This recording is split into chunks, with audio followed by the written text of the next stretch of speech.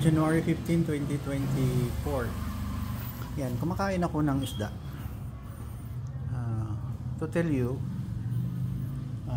gulay yan. At saka itong, hindi ko kilala itong mga isda to presko to galing ng Sarangani. Yan, ito galing yung sa amin, hindi ko alam to pinamalahan. Yan. Hindi ko alam sa Tagalog. Kaya mga 9 months din ako nag-crave ng isda. Matagal na ako hindi nakatikim ng ganyan. Since then, hindi ako kumakain ng karne masyado. Meat ng manok, meat ng baboy o ano, hindi, mga steak hindi sa akin yan. Puro ako isda kasi wala akong ganang kumain ng karne. Except yung litson baboy. Tukso yan. Talagang tukso yung balat ng litson ng baboy. I cannot resist. Yung paborito ko sa baboy, in order of preference, I prefer yung dila, yung buntot, yung tainga, and then yung ribs, lana. Yun, masarap. Pero seldom na naglilitson kami. Puro isda. Kaya hindi ko ma-imagine ang mga lugar na yan, first world country, pero they cannot produce their own food that much. Philippines can survive without depending on that kind of area wherein they cannot survive without the outside supply of food. Here, may Sarangani kami dito, may tuna, ang dami doon, no? Isang few minutes ride lang mayroon na sa Fishport. Kaya Mindanao is really the promised land of God. Maraming pagkain dito. See? Dito ako sa Mindanao ngayon. After almost 1 year na nagbabantay ng apo doon sa Canada. Malamig doon, ayaw ko. For 9 months, nasa kwarto lang ako palagi. Siguro sa isang araw makakalakad lang ako ng 100 meters, 50 meters. Dito, nagkalahating araw na ako. Doon sa tindahan, bumili ako ng mga grocery. Wala kaming bigas walang sardines, walang daing. 500 meters papunta doon, 500 meters pabalik. May 1 kilometro na ako. Inayos ko yung mga baro ko. Yun, doon sa labahan. From my room up to here, isang ikot yan, 100 meters. Malaki itong bahay ko 2 bahay na dinugtong. Dito sa Dirty Kitchen to Ayan, malapit sa plaza. Doon, plaza yan. Pag ikot mo doon, sa first house, papunta doon sa kabilang bahay, doon kami natutulog. Mga 50 meters yan. Pabalik dito, 50 meters, another 100 meters.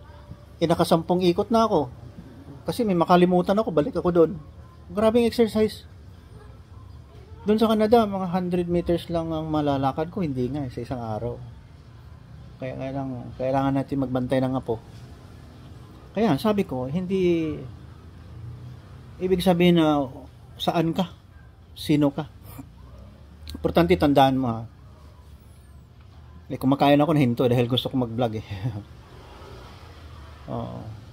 Pag may Panginoon ka talaga sa buhay mo, may grasya. Okay, sometimes you overdream. May mga over-ambition ka. Talagang ganyan ang pride mo. Pakita mo talaga na doon ka sa labas, doon ka sa mga first world country. O anong mga profession na gusto mo. Undue. That's for me, it's an ill feeling na if you don't pray to God na that will be granted unto you. Anong pagdating doon? Sa Canada lang, gumastos ka ng 1 million or something like. Kung student ka doon, may bahay ka pa ng, kahit sa basement ka, 50,000 pesos yan or 75,000 pesos per month. Tuition mo is mga almost 1 million a year. And then, ito lang matagpuan mo. Wala ka masyadong fresh na pagkain. Puro karne doon. Social.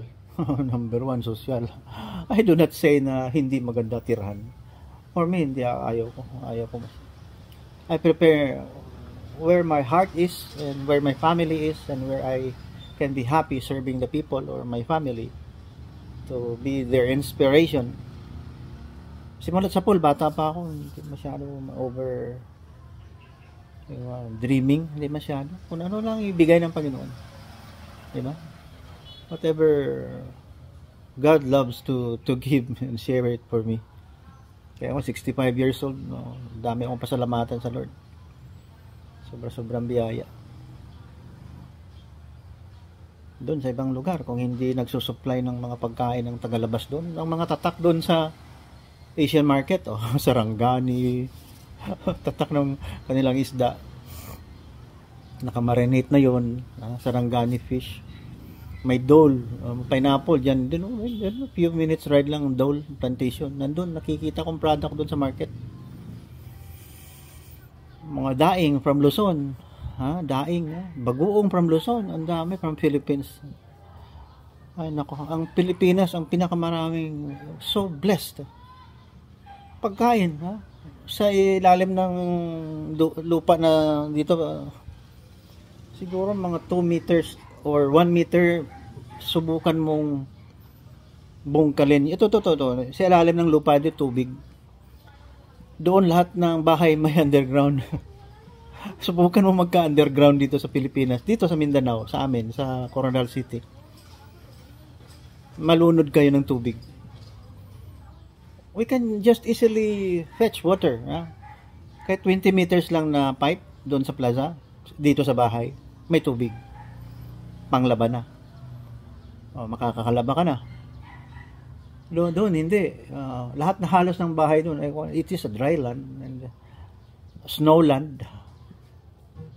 Kaya, blessed ang Mindanao. Also, yung mga lugar na yan, blessed din dahil basta may peace of mind yung mga tao. Everybody respects the human rights, freedom, may mga compassion, extra compassion to your neighbors, na walang hate, walang patayan, na walang mga bigote na yan, mga hate na nasa puso ng ibang kapatid natin sa Panginoon. Ibang Panginoon nila baka hindi ko alam, baka demonyo yung Panginoon nila. Akalain mo patayin mong Christian, patayin mo ang Diyos. Ano ba yun?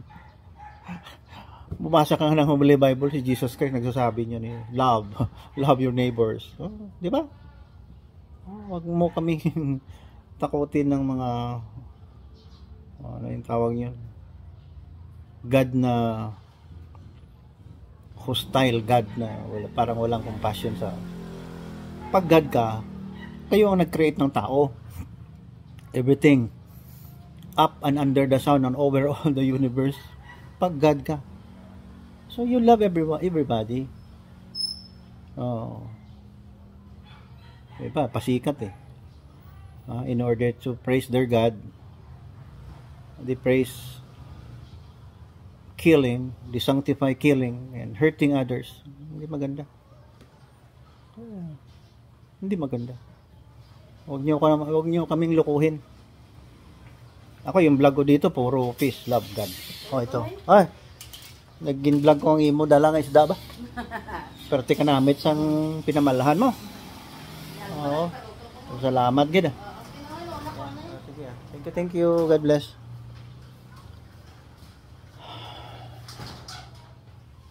Sige. Pag-usapan na lang natin uli. Okay, sige. Bye-bye. Okay, oo. Kuha lang Namit itong pinirito na yun. Ano nga isda yan? Kanina ko pa tinatanong sa vlog ko Or? Ha? Amo ni siya Diba? Or, mga ganitong isda, amo na siyang nagalumpat-lumpat sa masim nga tingnan ka isda ka na mo damo to biskan pila ka dump truck mapuno ya. Ugani, pertigil Gra- nila.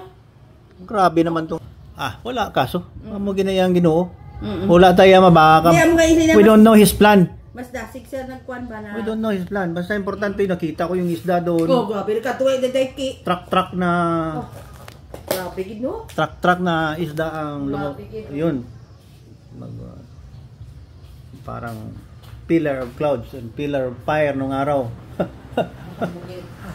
Kay Lot naman pillar of salt. Sa aton eh. Hi. Fish, pillar of fish. Okay, thank you. Thank you sa panonood. Dito tayo sa ating lupang tinubuan. Be grateful na mayroon kang buhay. Huwag mong abusuhin yung Panginoon natin. Baka darating siya at mag-spray siya ng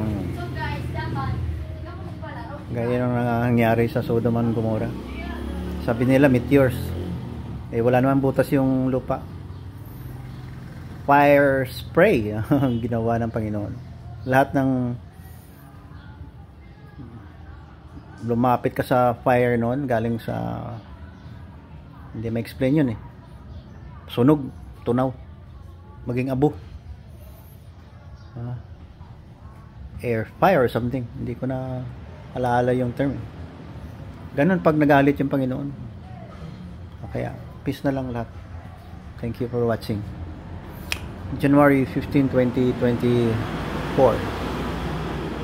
God bless you.